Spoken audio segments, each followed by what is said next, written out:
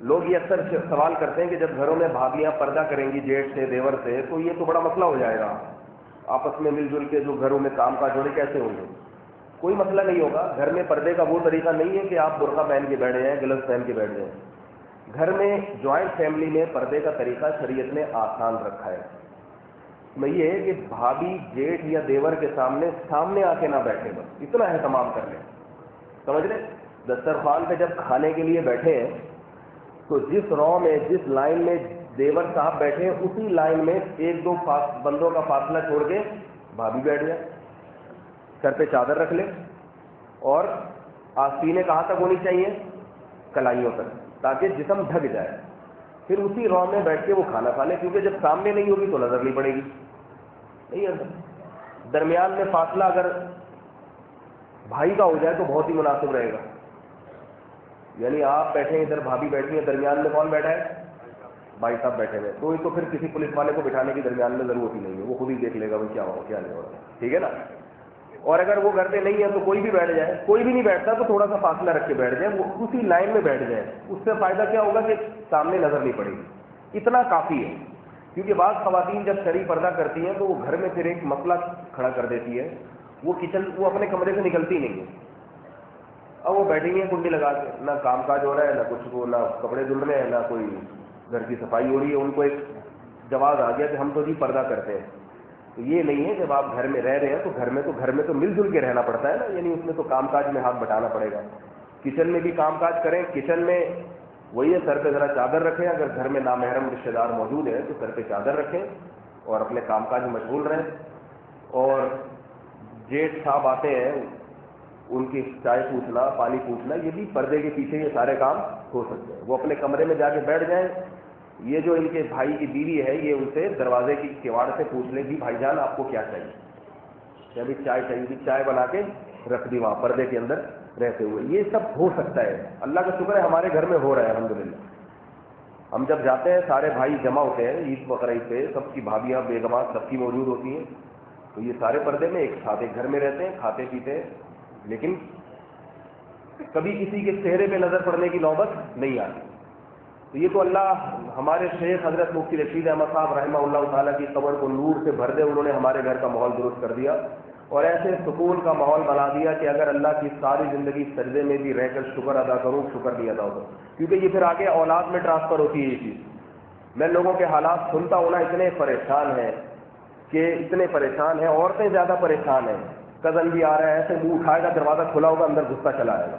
جیٹھ صاحب آ رہے ہیں، ان کو تمیز ہی نہیں ہے اندر آنے کی. گھر میں آٹھیں بیچاری وہ اس کے سر پہ چادر ہے نہیں ہے، وہ کس حال میں ہے، تو کمرے میں بھی گھس جاتے ہیں ایسے ہی. جیٹھ صاحب جو ہے نا جو گھر کا بڑا ہوتا ہے وہ سمجھتا ہے میں اس گھر کا باپ ہوں، میں جہاں چاہوں گا گھسوں گا میں. تو وہ بھابھی کے کمرے میں بھی چلے جا رہا ہے، وہ بھی بغیر اجازت کے گھس رہا ہے. یہ غلط ہے. جب گھر میں عورت موجود ہے تو گھر کے مردوں کو احتیاط کرنی چاہیے. کچن میں ایسے ہی نہ گھس جائے، تھوڑا سا کھنکار دیں. آپ نے کچن میں جانا ہے، آپ کو بتائیں میری بھابھی موجود ہے تو تھوڑا سا کھو کر دیں تاکہ وہ تھوڑی محتاط ہو جائے. اور وہ جب کچن میں موجود ہے تو آپ کو جانے کی ضرورت ہی نہیں ہے. ضرور ہے کہ وہ کچن میں، تو آپ نے بھی کچن میں گھسنا ہے، آپ واش روم میں گھس جائے، دوسرے کمرے میں گھس جائے. بہت ساری چیزیں گھسنے کے لیے وہاں گھسے ہیں، آپ ادھر ہی کیوں گھس رہے ہیں؟ بیچاری لڑکیوں کے فون آتے ہیں، شادی ہو گئی، ہمارے میاں کچھ کہتے ہی نہیں ہیں. یہ میرے میاں کے کزن آ رہے ہیں، دروازہ کھٹکھٹائے بغیر اندر گھس جاتے ہیں. میں کس حال میں بیٹھی ہوں، آ کے سامنے بیٹھ جائیں گے، گزر جاتے ہیں. میں اپنے میاں سے شکایت کرتی ہوں کہ اپنے کزنوں کو سمجھائیں، تو میاں صاحب کہتے ہیں ہماری دوستی اور رشتے داری خراب ہوگی. میاں ہی میں غیرت نہیں ہے تو آگے کیا معاملہ ہوگا؟ میاں کو چاہیے اپنے کزنوں سے بولے یہ تمہاری بیوی ہے، میری بیوی ہے. یہ تھوڑی شرم کرو، غیرت کرو.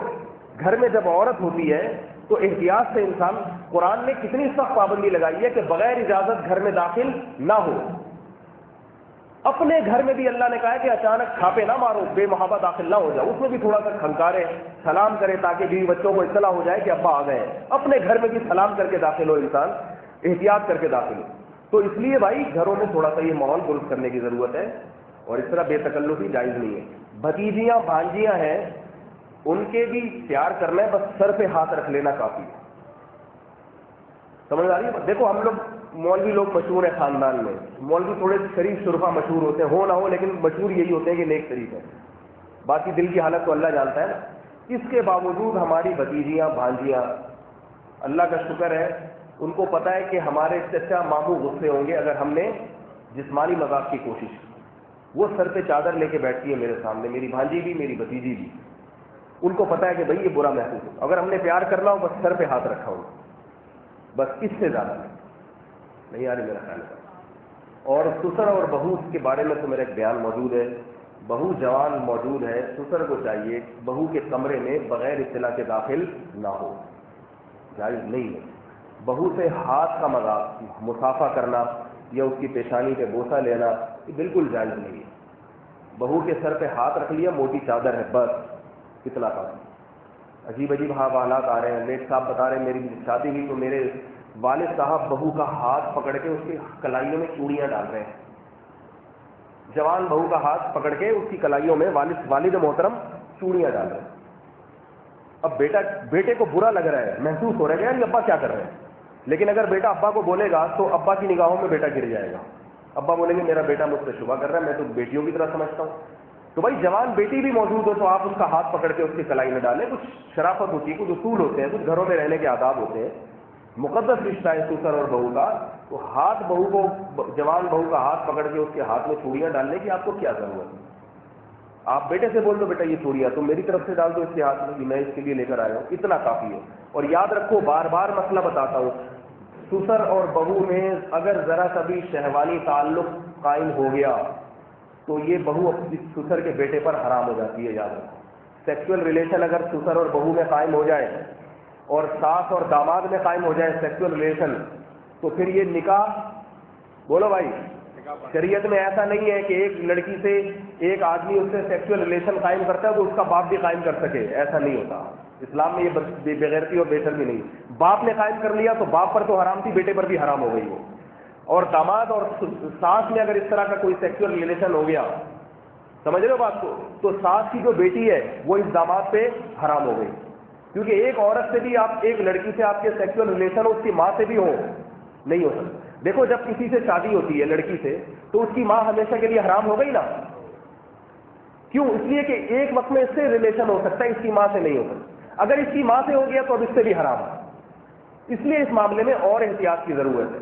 دور دور رہیں, بس زبان. بلوٹوتھ میں نے بتایا نا, آج کل بلوٹوتھ کے ذریعے جو ہے محبت کا اظہار بھی اور خیریت بیریت ساری, اس سے ماحول معاشرہ اچھا وجود میں آئے گا. اور آخری بات بتا کے, آخری بات یہ کہ دیکھو ان چیزوں پر عمل میں وقتی دشواری تو بہت ہوتی ہے. نظر کی حفاظت ہے, لوگ وہی نا کہ مزے سارے زندگی کے کرکرے ہو جاتے ہیں, اور یہ کیا ہے یار, نہ بھابھیوں سے بات چیت کی, نہ سالیوں سے, نہ کزنوں سے زندگی کی اجازت ہے, کیسی زندگی کا مزہ. لیکن خدا کی قسم زندگی کا مزہ شروع ہی اس وقت ہوتا ہے. تھوڑے دن کی پریشانی ہے, اس کے بعد اللہ پاکیزہ زندگی عطا فرماتے ہیں, پاکیزہ زندگی. فَلَنُحْيِيَنَّهُ حَيَاةً طَيِّبَةً, اللہ فرماتے ہیں ہمارے دین پہ چلو میں تمہیں پاکیزہ زندگی عطا کروں گا. اور پاکیزہ زندگی کا جو مزہ ہے وہ گناہوں کی زندگی میں وہ مزہ نہیں ہے. آج کتنے بے سکون لوگ ہیں, شراب سے ان کو سکون نہیں ملتا. کتنے لڑکے ہیں, ہر یونیورسٹی کا ہر دوسرا تیسرا لڑکا کوئی بھنگ پی رہا ہے, کوئی چرس پی رہا ہے, کوئی سگریٹ پی رہا ہے, کوئی کیا کر رہا ہے. یہ اسی لیے تو کر رہا ہے کہ بے سکون ہے. اللہ کا شکر ہے آپ نے مولویوں کو نہیں دیکھا ہوگا یہ چرس اور بھنگ پیتے ہوئے, یہ اللہ کا فضل ہے. باقی دل تو اللہ کے ہاتھ میں ہے. کیوں نہیں پیتے؟ اس لیے کہ ان کو پینے کی ضرورت نہیں ہے. دیندار لوگوں میں یہ چیزیں ریشو کم ہے نشے کا, ان کو ضرور, وہ ویسے ہی اتنے مزے میں ہوتے ہیں. تو گناہوں کی زندگی میں وقتی فائدہ ہے لیکن دل کا سکون برباد ہے. آپ کو ڈرگس لینے پڑیں گے. اور گناہوں سے پاکیزہ زندگی میں وقتی ٹینشن ہوتی ہے لیکن آپ کی ہمیشہ کے لیے نشہ آور چیزوں سے جان چھوٹ جاتی ہے آپ کی. ویسے ہی اللہ سکون عطا فرما دے. جوائنٹ فیملی میں جب رہتے ہیں, بھابھی ہے, دیور ہے, تو سب الگ الگ کمروں میں رہنا مشکل ہوتا ہے. تو ایک دسترخوان پہ کھا سکتے ہیں. اس کا طریقہ یہ ہے کہ جس رو میں دیور بیٹھا ہے تو اسی رو میں 2-3 آدمیوں کا فاصلہ چھوڑ کے بھابھی بیٹھ جائیں, تو دیور کی نظر بھابھی پہ نہیں پڑے گی, وہ اپنا کھانا کھائیں وہاں پہ آرام سے. تو اس سے بعد لوگوں نے اعتراض کیا کہ بھائی اس سے تو بے پردگی ہوگی, وہ کہہ کے لگا کے بات چیت کریں گی اور ہنسی مذاق ہوگا تو وہ بے پردگی کا ماحول بنے گا. تو بھائی اگر کوئی اس طرح سے کر رہا ہے تو وہ غلط کر رہا ہے, اس کے لیے یہ رخصت نہیں ہے. بھابھی ہیں, دیور ادھر بیٹھا ہے, درمیان میں 1 آدمی کا یا 2 آدمیوں کا فاصلہ ہے, بھابھی اس طرف بیٹھی ہیں, کھانا کھا رہی ہیں, تو وہ نہیں لگائیں کہہ کے, وہ نہیں گپے مارے, ہم نے کب کہا ہے. ضرورت کی بات کی جا سکتی ہے. پھر عمر کا بھی فرق ہوتا ہے. ایک بھابھی ایجڈ ہے, 50-55 سال کی ہیں, اور ایک بالکل ینگ ہے, تو دونوں میں فرق ہے, ہر ایک کے حکام میں فرق ہے.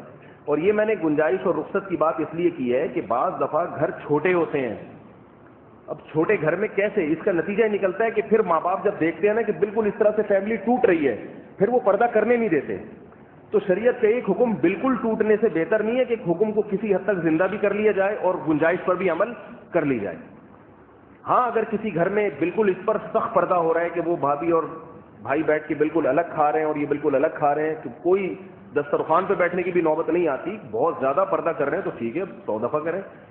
لیکن اس میں بعض دفعہ یہ نقصان ہوتا ہے کہ والدین کی یہ خواہش ہوتی ہے کہ یہ سب الگ الگ بیٹھ کے نہ کھائیں، ماں بیچاری اکیلی رہ جاتی ہے.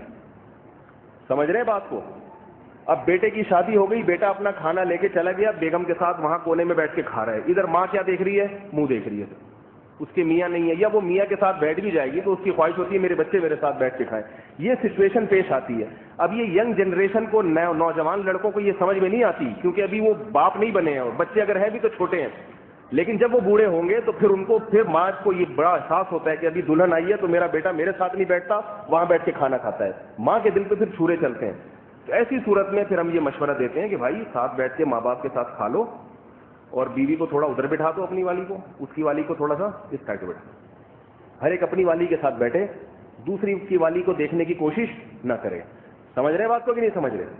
تو یہ اس مجبوری میں یہ اس کی اجازت فقہا نے دی ہے، میں اپنی طرف سے نہیں دے رہا. اس مجبوری میں کہ بھئی جوائنٹ فیملی میں، تاکہ پردے کا حکم کم از کم زندہ ہو جائے. ورنہ اگر اس کی بھی آپ رخصت نہیں دیتے تو بہت سے لوگ کہتے ہیں بھائی یہ ہمارے یہ درد سر ہم سے نہیں ہوتا، وہ یہ کہتے ہیں.